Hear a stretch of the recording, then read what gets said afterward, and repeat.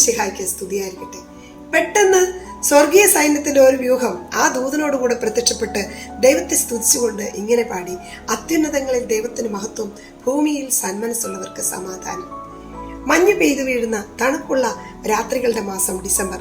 ഇതുപോലൊരു ഡിസംബറിലെ കുളിരുള്ള രാത്രിയിൽ രക്ഷകൻ ബത്ലഹേമിൽ പിറന്നു, മാനവകുലത്തെ രക്ഷിക്കാൻ. വർഷങ്ങളുടെ കുത്തൊഴുക്കിൽപ്പെട്ട് ഒരുപാട് ക്രിസ്തുമസ് രാത്രികൾ പിന്നിട്ടിട്ടും ആ ഗീതത്തിന് മാറ്റമൊന്നുമില്ല. മാലാഖമാർ ഇടയന്മാരോട് പാടിയ ഗാനത്തിന് മാറ്റമൊന്നുമില്ല. സന്മനസ്സുള്ളവർക്ക് മാത്രം സമാധാനം. വെളിച്ചത്തിന്റെ ഭൂമിയിൽ ഇരുളു വീഴുമ്പോഴും യാതൊരു വ്യത്യാസവും അതിന് വന്നിട്ടില്ല.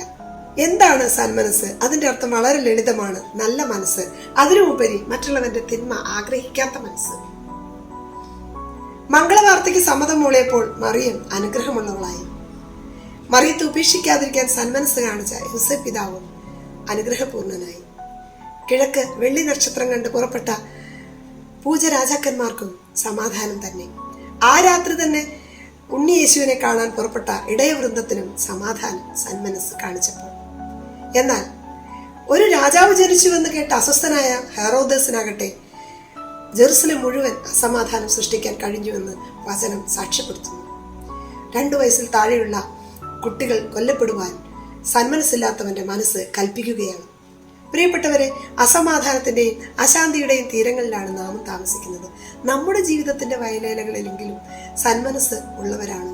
സന്മനസ്സുള്ളവരുടെ കൂടെ ജീവിക്കുന്നവർക്കും സമാധാനം ഉണ്ടാകുവാൻ സാധിക്കുമെന്നുള്ള ഒരു ഓർമ്മപ്പെടുത്തൽ ഈ ക്രിസ്തുമസിന് നമുക്കും ഉണ്ടാകട്ടെ. സന്മനസ്സുള്ളവർക്ക് സമാധാനം ഉണ്ടാകുവാൻ എല്ലാ ദൈവാനുഗ്രഹവും പ്രാർത്ഥിക്കുന്നു. ആമേൻ.